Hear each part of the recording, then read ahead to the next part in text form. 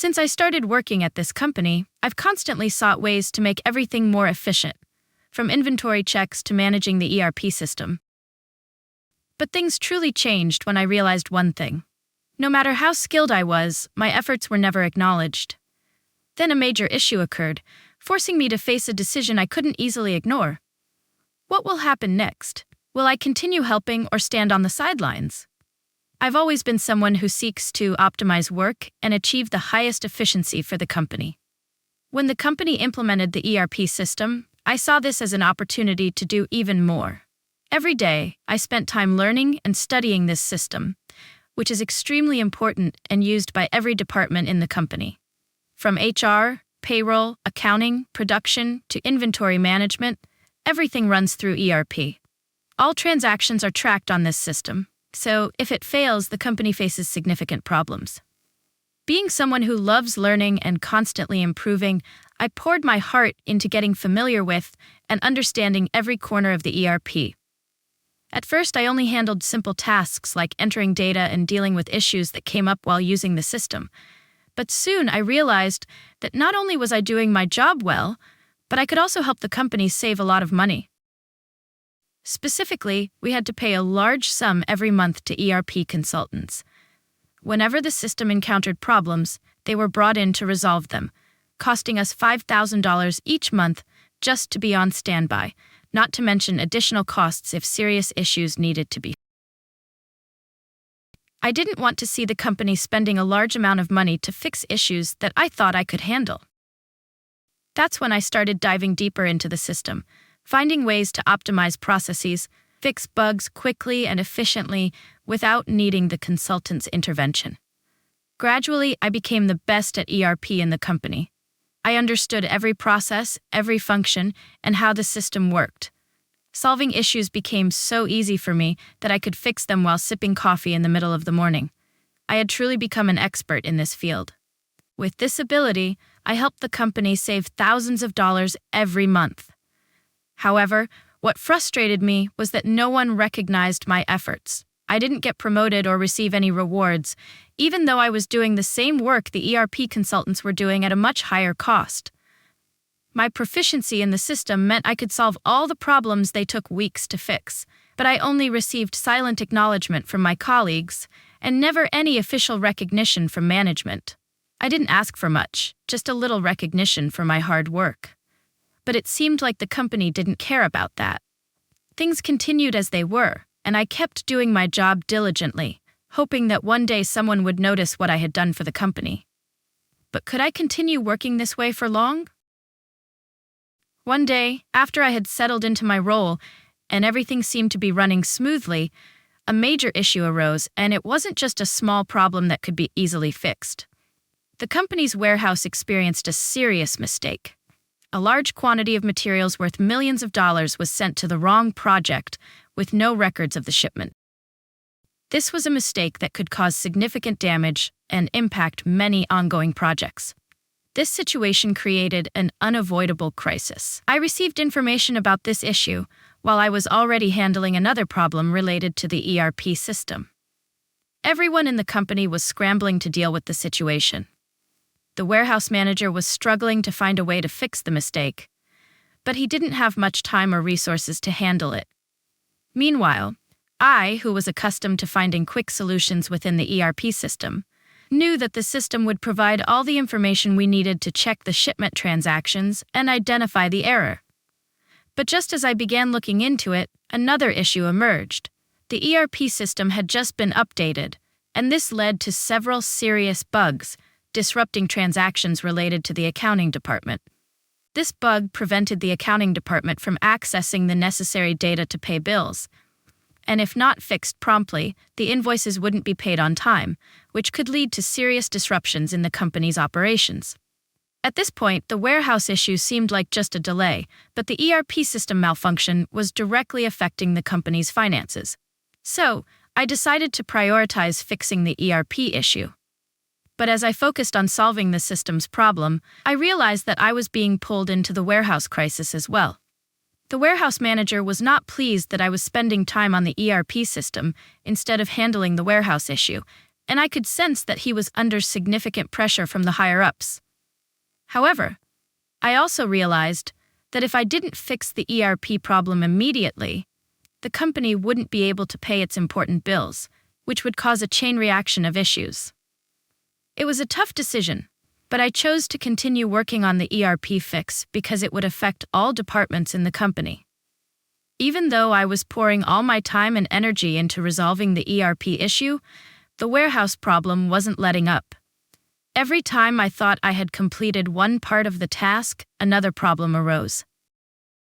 When I informed other departments about the progress of the ERP fix, I couldn't help but feel a little anxious about the warehouse manager's reaction. But I knew that keeping the ERP system stable was the most important thing right now, and I couldn't neglect it. Finally, after several days of hard work, I managed to fix the ERP issue, preventing the payment delays and helping the company avoid a financial crisis. However, I couldn't forget the uneasy feeling knowing that the warehouse issue still hadn't been resolved, and I couldn't stop thinking about how this might impact the company. While I felt relieved that I had fixed the ERP problem, I also felt a sense of unease about the unresolved warehouse issue. It only heightened the tension within the company, and I knew that a new challenge was waiting for me. After I finally resolved the ERP issue and prevented the payment delays, I felt relieved to have handled a financial crisis. However, when I turned my attention back to the warehouse problem, I knew the situation wasn't over. Even though I had informed the warehouse manager that I would address the ERP issue first because it affected the entire company, he was still dissatisfied and kept insisting that the warehouse was my responsibility. One afternoon, just as I was about to wrap up for the day, the warehouse manager unexpectedly stormed into my office with a furious look on his face. He informed me that the executive team had started blaming him for the warehouse mistake and holding him accountable. As I had predicted, his role as the warehouse manager meant he had to take full responsibility, even though he didn't intentionally cause the problem. Unfortunately, the company didn't seem to view it that way. He ranted at me, saying I had focused too much on the ERP system and ignored the warehouse issue. I tried to explain that I was dealing with an urgent problem affecting the company's entire financial system, but he wouldn't listen. He even told me to stop working on the ERP issue and focus solely on my job. That comment really irritated me, but I kept my composure. I asked him to send that request in writing so I could follow it officially. He just glared at me before turning and storming out of my office. Soon after, I received an email from the warehouse manager, instructing me to only work on inventory-related tasks and not get involved in any ERP matters. I felt trapped, unable to continue doing the work I had become so proficient in. But I understood that if I didn't comply, I would face unpredictable consequences, especially since the company was closely monitoring everything. Despite wanting to continue helping the company and resolve the warehouse issue, I realized that I now had to follow the warehouse manager's directive. From that moment on, I focused solely on inventory tasks as outlined in my official duties. However, this didn't ease my tension. Just when I thought everything was settling down, a new event unfolded, and I knew it wouldn't be as simple to resolve as before. The feeling of helplessness and the lack of recognition for my efforts began to grow. I started questioning whether I was being exploited by the company. While I still didn't have an answer to that question, I knew that I couldn't stay still forever. One day, I would have to stand up and take control of my future. A few days after I received the directive from the warehouse manager to focus solely on inventory tasks and not get involved with the ERP system, I began to see the consequences of that decision slowly unfold. Even though I couldn't participate in solving ERP issues anymore, part of me couldn't stop feeling the weight of things falling apart. The warehouse problem was still unresolved, and some glitches in the ERP system continued to pop up, but I no longer had the authority to intervene. The tension within the company was rising with each passing day. I couldn't help but overhear conversations in the hallway about unpaid bills, delayed work, and the growing frustration from other departments. But what frustrated me the most was receiving an email from HR one morning, stating that a bug in the ERP system had interrupted the entire payroll process. This meant that employees wouldn't be paid on time, and of course, this directly affected the morale and stability of the staff. I stared at the email, unable to believe what I was reading. Although I no longer had the authority to deal with ERP issues, this was clearly a situation I couldn't ignore. Employee pay wasn't something that could be taken lightly, and I knew that if this problem wasn't resolved quickly, the company would face even more severe consequences. However, I also realized that I couldn't intervene without facing opposition from the warehouse manager. Still, I knew this situation was too critical to just watch unfold. So I decided to reply to HR, politely refusing to assist. I apologized for the inconvenience and advised them to refer to the ERP system manual to resolve the issue. While I knew this wouldn't help at all, at least I had followed the warehouse manager's directive and not intervened in the matter without permission. Despite that, I couldn't shake the worry of what would happen next. Once the system wasn't working properly and employees weren't getting paid, I knew this would escalate into a much bigger problem. The next day, when I arrived at the office, I noticed a clear shift in the atmosphere. Employees, especially in the warehouse, were beginning to show signs of discontent. I could hear them talking among themselves, quietly discussing the possibility of quitting or seeking other jobs. They were talking about how nearby competitors might be a better option. This only added to my anxiety, as I knew that if this situation wasn't addressed soon, it could lead to an even bigger crisis. That afternoon, when I returned to my office after lunch, I saw a closed-door meeting taking place between the VP and the warehouse manager. I couldn't hear everything, but it was clear that there was significant tension in the air. They were facing enormous pressure from the current situation. I didn't know if I was witnessing the collapse of everything I had worked for, or if things could be salvaged, but I could feel I was standing at a major crossroads. Even though I wasn't sure whether to continue offering my help or not, I began to feel the exhaustion and the questions about myself, whether the company truly valued my abilities, and whether I could keep going in this job any longer. The next morning, I arrived at the office feeling tense. Although I had declined to help HR with fixing the ERP issue, the stress within the company was becoming more and more apparent. The warehouse staff still hadn't received their pay, and they were starting to show signs of frustration. I could hear whispers in the hallway, quiet conversations about quitting or seeking opportunities at competitor companies. The tension between departments was escalating, and I felt like things were about to reach a breaking point. Less than an hour after I arrived, I received a call from the VP's office. It was him on the line, his voice carrying a noticeable sense of fatigue. He asked me to come to the meeting room immediately. My heart started racing at the thought of what might be coming. Was I about to face a major decision? Could this be the end of my time here?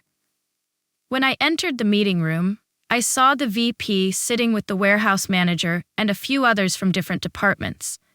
The air was thick with tension, and I could feel every breath in the room.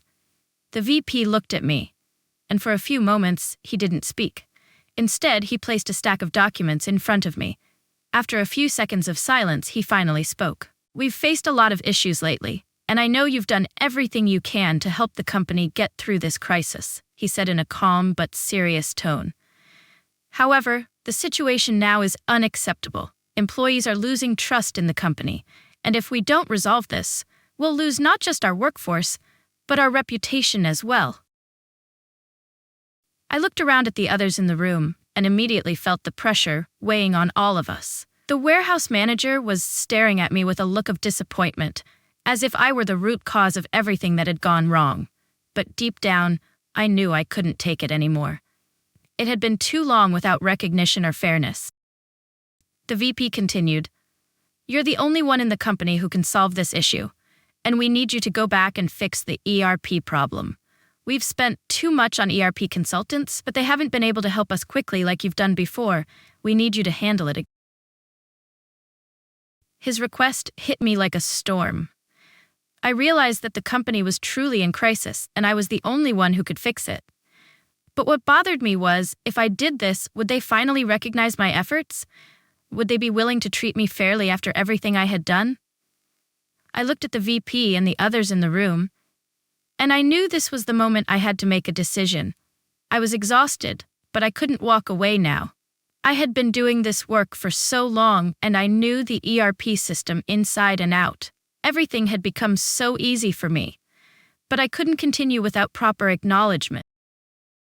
"I'll help you resolve this," I said, "but I want a clear agreement on my role and compensation. I want recognition for my efforts and a salary that reflects what I've been doing." The room fell silent. Then the VP sighed, as if he had been expecting this response. He looked at me for a long moment before nodding. "Okay, I'll create a new position for you. You'll be responsible for both ERP and inventory management. Your salary will be adjusted accordingly." As I left the meeting room, I felt a weight lifted off my shoulders, but at the same time, it marked the beginning of a new chapter in my career. Not only had I helped the company avoid a crisis, but I had also secured the recognition and compensation I truly deserved.